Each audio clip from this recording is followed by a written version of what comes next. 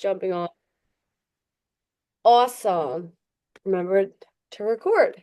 So, first up, we'll talk about how to crash diet without crash dieting, and then we'll talk about the book and the actual discipline piece of this. So, when we talk about the core five, the five things that it takes to see results, we're looking at protein, calories, water, movement, and sleep. And my whole spiel here is really just saying for 1 week, I'm going to do all of the things that we can do and should do. And you're just dialing it in on the process, non negotiable for 1 week. So instead of just saying, I'm going to eat as little as possible and starve myself like a bunny and eat grass, you actually are doing all the things that are actually healthy and are productive. It's just you're going to be self-disciplined because you're going to say, okay, for 1 week, I'm doing all this. I'm committing to the process for one whole week. Even if you've sort of been running the play, every single person, even myself, we can find something that we can be better about and really hone in on all the things. So, first up, protein. Okay. Well, protein is also going to be coupled with strength training. We need to be doing both together to get that lean, dense body tissue. The reason you want lean, dense body tissue is going to speed up your metabolism. It means you're going to kind of work overtime, uh, burning fat and building muscle and getting the body that you want. A really good explanation somebody had said to me once was strength training is like someone who is a salaried employee, and then doing cardio is someone who is an hourly employee. So the hourly people, you're only getting paid when you clock in, when you clock out. Cardio is great. You'll burn calories when you are doing your cardio sessions. It's awesome. It's not bad to do cardio at all. But why strength training is good is no matter if you're in the office or out of the office, your body's burning calories because your metabolism is higher. So it's something that you definitely want to do is build muscle. So dietary protein will help, especially if you're dialing all the other things this week and you're losing weight. You want to make sure that you're losing weight from body fat. You don't want to be losing weight from protein or from muscle tissue, because if you lose your muscle tissue, you're not going to really see the progress that you want. You want to make sure that you're losing your body fat. That's where protein comes in. Protein is not something that's going to bulk you up. The only way you can really bulk up on protein is you're eating a lot of protein and you're also way going over on calories. So if you're hammering protein and then you're also going out on the weekends and way overdoing it on calories, then yeah, you'll probably bulk up. And then a lot of people say, well, I've been eating a lot of protein. It's probably the protein. You're bulking up because you're eating a lot of food. But the protein is adding muscle, the extra food's adding fat, so you're getting both at the same time. All right.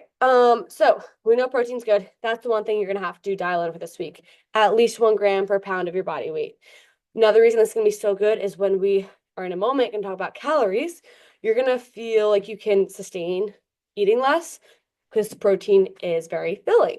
So we want to find lean protein sources. This is like just batch prep, meaning cook a bunch up front. Chicken breast. Dad's throwing some on the grill right now. Chicken breast, ground beef, even pork. It's a little bit fattier, but it's like still pretty good. Tuna. I ate a whole can of tuna by itself today. Pure lean protein, 40 grams of protein in one little can. You're gonna be looking for high protein. Okay, moving on to calories. So this is where you're gonna see that progress when it comes to body fat and like the scale dropping. We can't really be overeating.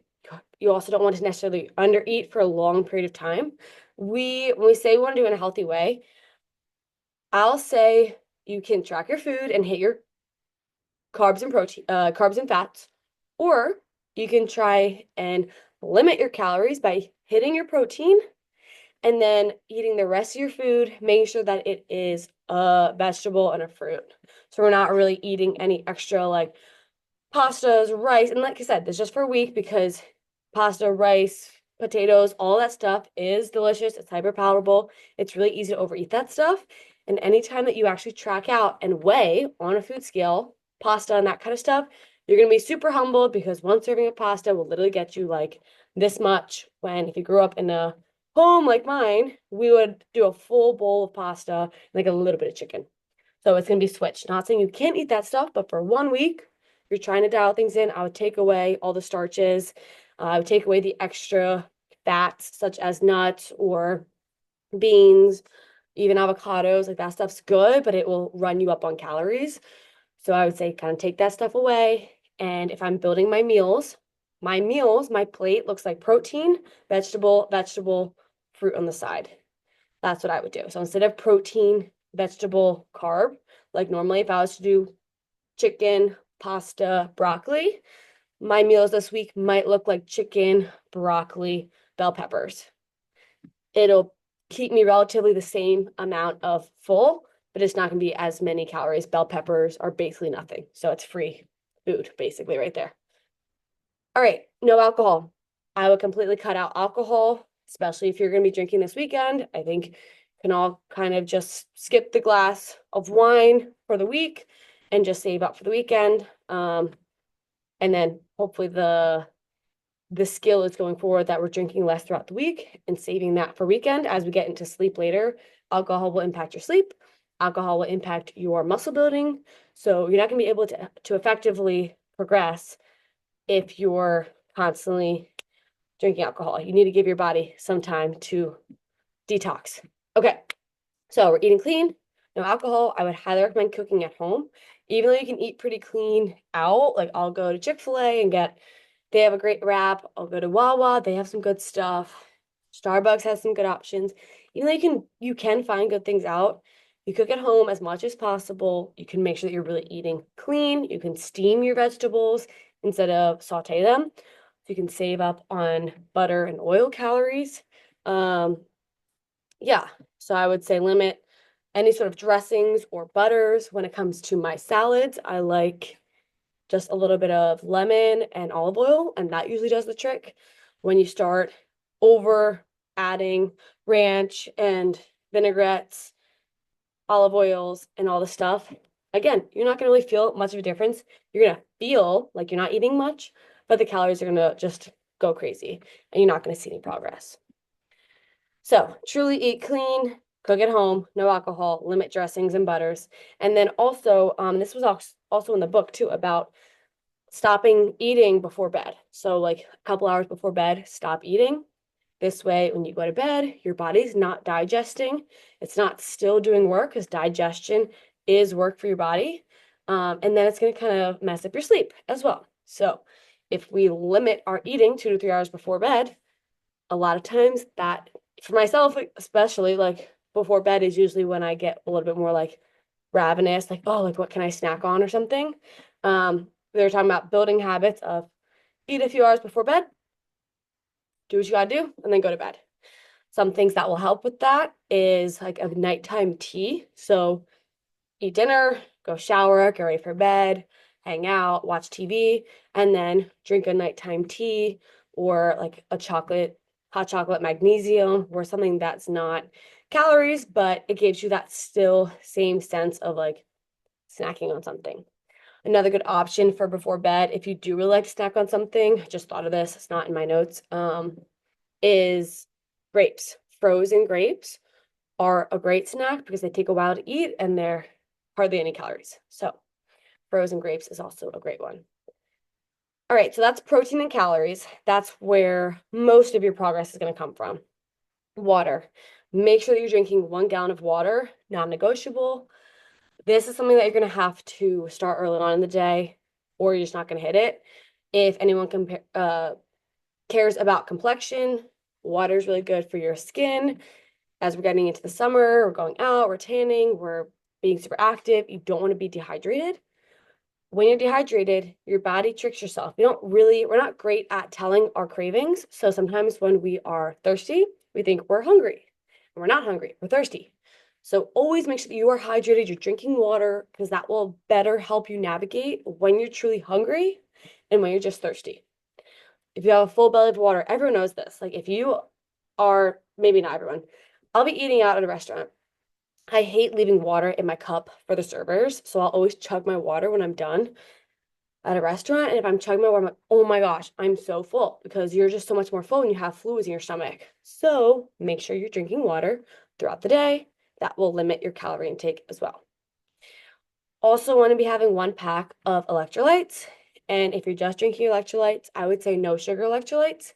if you are doing an intense training session, either lifting weights or running, sprinting, then you can have the electrolytes that have carbohydrates and sugar in them. Otherwise, I would say just having a pack of electrolytes, it's going to keep you extra hydrated. It's going to make you feel mentally refreshed. And that's another good thing. It tastes good if you have like a raspberry electrolyte drink. And then you can kind of sip on that midday if you're like dragging and you think you want something. Okay, big part here, movement. Upping your movement is going to be crucial as well. When we move more, this is also in the book for this week, when you move more, you have a desire to eat healthy more. I don't know what it is. You would think it'd be the opposite. When you're sitting around not moving as much, not lifting as much, you're not as motivated to eat well. I always find with myself, after you get a good workout in, like you're encouraged and you're inspired to go home, make your post-workout protein shake, shower, then get back in the kitchen, make my eggs, make my healthy food. It's a lot more encouraging to feel like, oh, I worked out. Now I'm going to further progress myself by eating well. So making sure with movement, two things here. We need both of them. One is lifting, if we want a toned, lean body. And then two is steps or general movement throughout the day. When it comes to steps, you can aim for a number. Like throughout this challenge, we've been aiming for 8 to 12,000. So whatever that is for you, if you stay at home and you work all day, it might just be 8 that you can get. If you're a little bit more active throughout your day, maybe it's 10 or 12. That is one thing that you want to aim for every single day this week. Or you can just tell yourself, I'm going to go for a 30-minute walk every morning or every night after work. So whichever way you want to do it, just stick to something and stay disciplined about that movement. And then also plan your workouts. So believe it or not, I'm a personal trainer. I've actually been having a hard time getting my actual lifting sessions in just based on how my days are scheduled. I have clients in the morning, I have clients afternoon and evening, the middle of the day. I have a lot of administrative work to do. So I've not been always doing a great job of getting my own lifts in. So one thing that I'm going to plan for this week, because I really want to finish out the challenge strong, is I'm going to commit to working out before my clients. So tomorrow I open the gym at 6. It's not ideal, but I know that I won't lift at any other point tomorrow. So I'm gonna lift at 6 a.m., train my clients at 6:45. I'm gonna get that 45-minute lift in real quick, get it done, and then go about my day. So I'm gonna pre-plan the exact time I'm getting my lifts in. So those, to recap for movement, we're getting steps in, either one big chunk of number or a 30-minute walk, planning out when you're gonna do that before work, after work, lunch break, whatever. And then for your lift, also planning out, okay, how many days do I want to lift this week? How many days do I have time to lift? If you can get all 5 days in, great. If you can get 3 days in, also fine. What you do at your lift session really determined by how many days you're going in. If you're only going to get 2 workouts in, 1 or 2, do total body. Just hit all the muscle groups, get a nice little pump in. If you can get 3 days, you can do 3 total body days, or you can do a lower body, an upper body, a total body day. And if you're getting 4 or more days, 4 or 5 days, that's when you can really like do body parts. Upper body, lower body, upper body, lower body, abs. 1, 2, 3, 4, 5, 5 days. I know that's really quickly said, but make sure you're getting steps in, lifting, and that's for movement, stretching as well. All right, sleep. It is crazy. I don't get a lot of sleep in my day-to-day, and I weigh myself basically every single day so I can see the trends. On the days that I get 8+ hours of sleep, you guys, I will immediately drop like 2 pounds, probably because it's inflammation is, I'm recovering better. My body's clearing out the waste. I'm sleeping longer, so I'm not eating as much the day before or the current day. Could be a few things. Yeah, it's probably most of that anti-inflammatory and recovery piece. But if you're sleeping well, you're going to recover better. So you're going to wake up feeling less inflamed, but then also it's going to regulate your hormones. So you're not going to feel crazy cravings or crazy hunger, crazy thirst throughout the day if you are sleeping better. So really take your sleep seriously. I had a random thought today that was like, every minute of the day that I'm scrolling on my phone is an extra minute that I could be sleeping. And you guys know when you wake up in the morning and you hit the snooze, Every time I wake up, I'm like, okay, 3 minutes, 3 extra minutes of sleep would be glorious right now. Like I'll just close my eyes for 3 minutes. In the morning, I will sleep until the very minute I need to wake up. So reflecting on that today, I was like, oh, if I could be on my phone 5 to 10 minutes less, that means I could sleep 5 to 10 minutes more tomorrow, then get all my stuff done and get to bed earlier. So just starting to get that mindset for the rest of the week. You want to go into the weekend or you want to finish this challenge not inflamed, recovering well, especially if you're upping your training sessions. So do whatever you can to just get your stuff together as soon as possible and get to bed. Hit the bed. Okay. There's for sleep. Random things that I've mentioned before in these calls. When you are in a little diet phase and you're trying to cut, it's not always comfortable. The first day, the first 2 days will be fine. Day 3, 4, 5, you're gonna be like, F this, I'm getting hungry and I'm feeling tired. Two things that are good. One is sparkling water. I find that this is just something fun to sip on, or electrolytes. And then also gum. Like chewing gum also gives you that reward in your brain that's like a shot of I'm chewing something, and that kind of thing. Okay. Supplements. Few supplements that if you have them at your disposal, take them. I know something that I always do is I get lazy with my supplements. I don't know why, it's just they're in my cabinet and I don't open them up and I don't take them. So when it comes to supplements, things that are good for anti-inflammation and dropping body weight is a micronutrient supplement, some sort of multivitamin that's going to check all your boxes and make sure that things are operating well under the hood. Greens and reds, I like that for digestion, anti-inflammation. I do take those every day. It's like a greens and reds powder. It's superfoods. So I'll drink it and it'll help me with digestion and just energy throughout the day. Omega-3s are like fish oil. That's also really good for inflammation and just feeling achy from your workouts. Or like if you're like if my I'm on my period and I'm feeling achy from that, omega-3s are good as well. And then protein powder.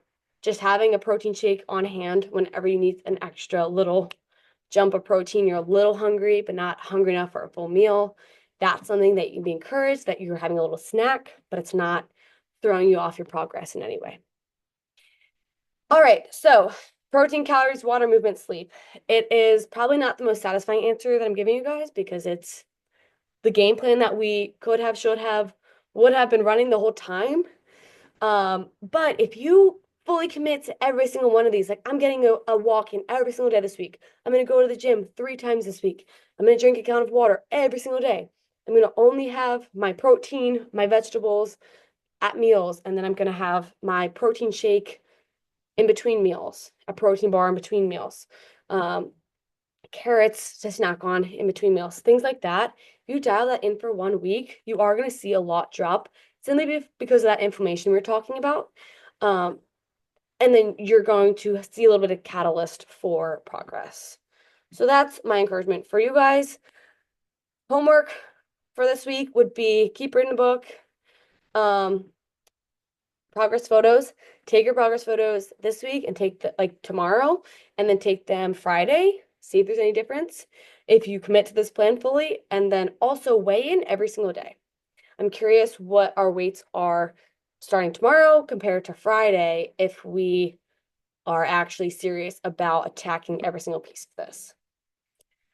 All right. I also have a little loose nutrition plan that I'm going to be following for this week. If you guys want to hear that, I'll give that to you. But before then, any questions, comments, concerns, or add-ons from Lex or Kirsten or Marcel? Marcel, speak. Speak now. Any Yep. add-ons? What are your thoughts? On mute. He We is got stuck in a Beyonce concert. driving around like 3 hour Beyonce traffic here in Chicago. No. Making Yeah, moves. we made a wrong move. Whoops. um, It's a good crowd though. Yeah, great fandom, but damn, Yeah. that sucks. they all have their cowboy hats Yeah. on. That's cute. Yeah. So what I was gonna say, thank you for the tips, Liv, on like what to do to curb your cravings. I thought that was good. What was I gonna ask? Yeah, I need to eat Might more. might be niche live, but like, what do you suggest? Like, to your point of like, I don't know how to phrase it. Like, you feel like you're gaining, because like you're hitting your protein, but all the other foods that you're eating is what's bringing the fat on top of the protein that you're gaining. Like on the days that you're not working out, I feel like I'm overeating because I'm still hitting like what you've set for me, but I'm not hitting my workout. So I Yeah. feel like I'm overeating. Does that make sense? Like, how do I readjust?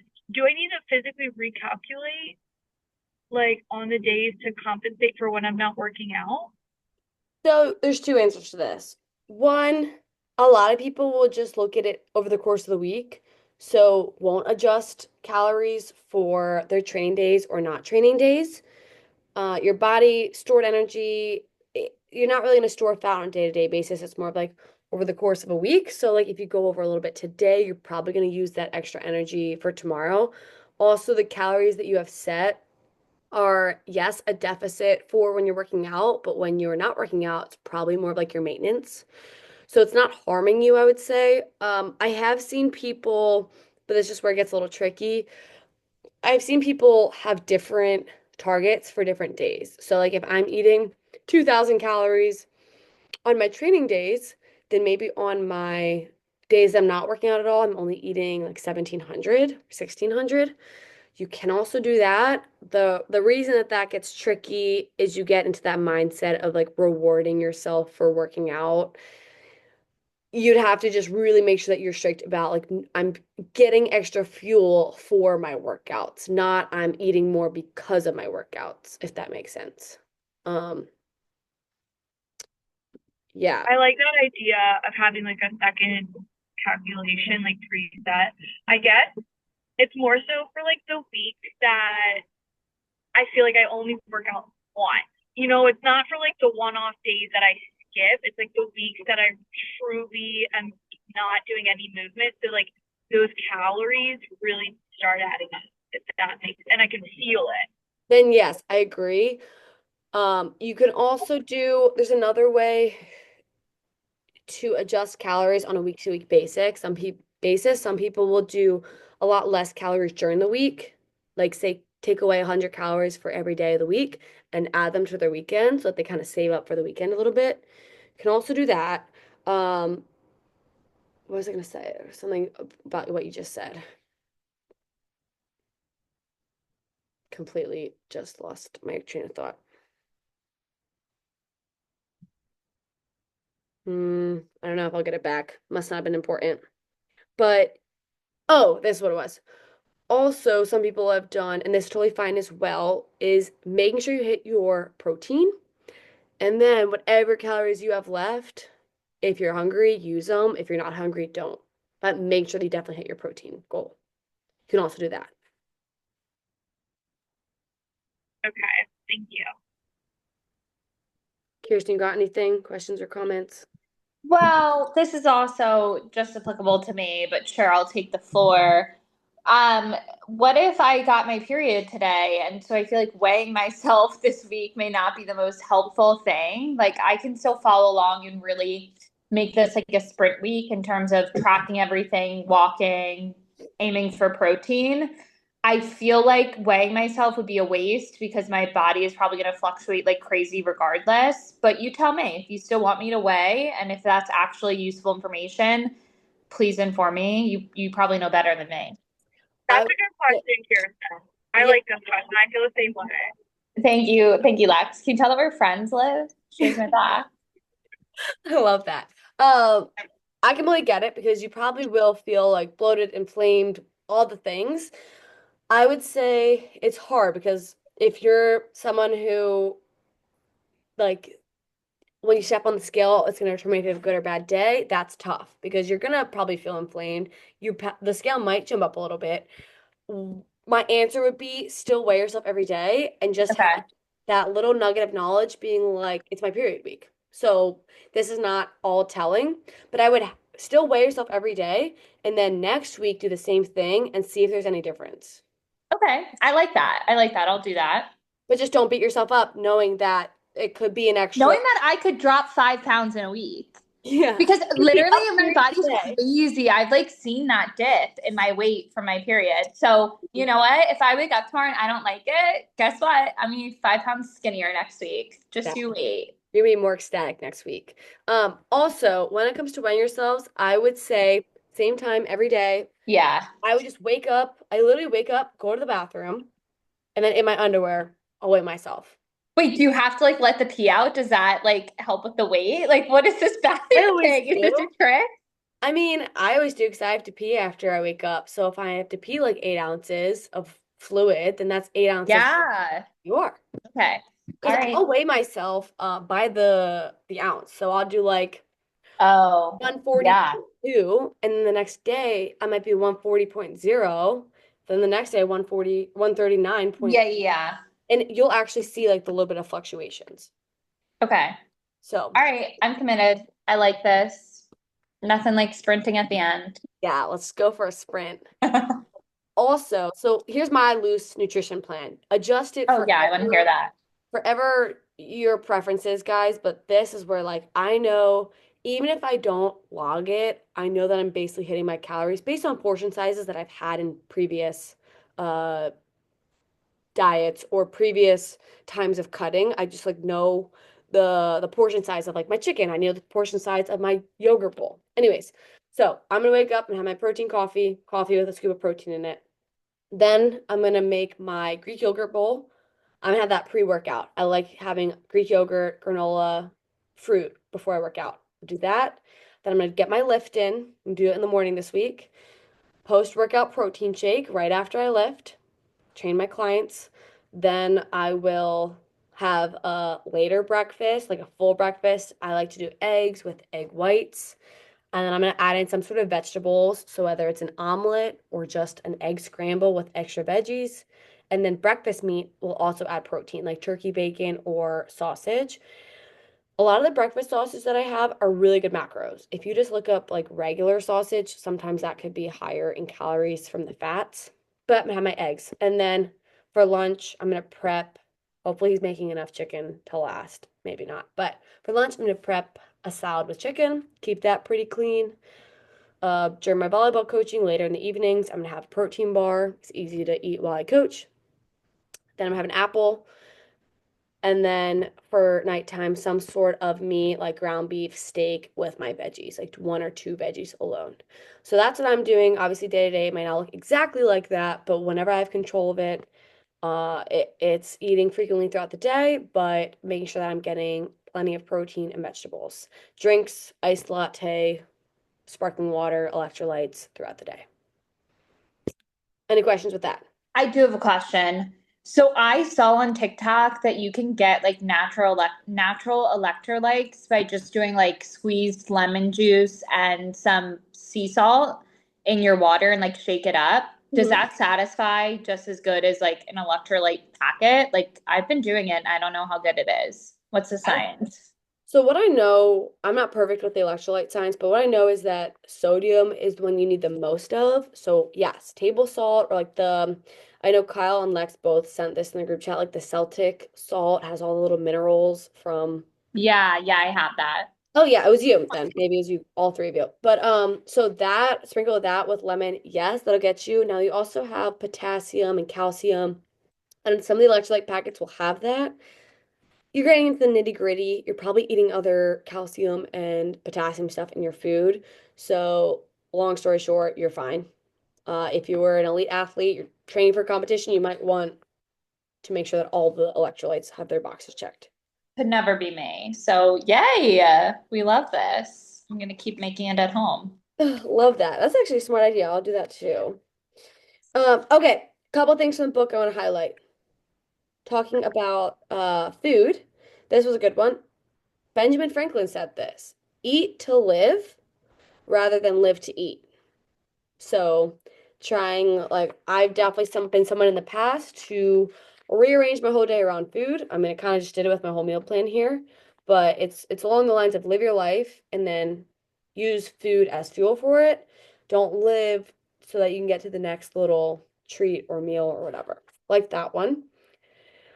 Another big one about working out in the morning or in general, there's like a little psychological click of boost of endorphins in your brain when you work out for like 25 to 30 minutes.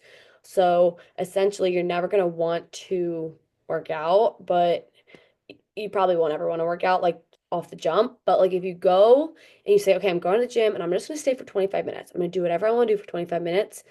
Chances are when you get to that 25-minute range, 30-minute range, you're going to feel like completely refreshed and motivated and want to stay for a little longer. Not always, but usually when you get there and just get your blood flowing, even if it's something low barrier, like, okay, I'm going to go treadmill for 10 minutes and then I'm going to do my warm-up mobility for 10 minutes and then I'm going to go hit some arms for a little bit. Usually just by doing 1, 2, 3 things that are easy, you're going to get in the groove and want to do more.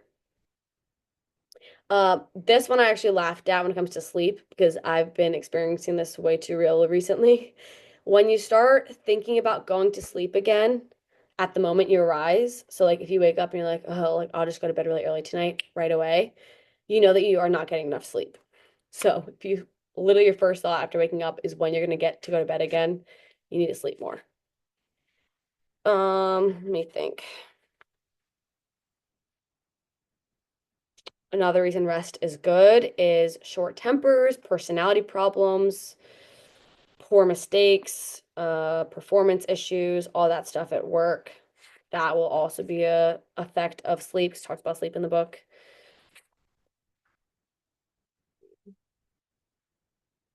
Okay, another big thing talking about making changes and self-discipline.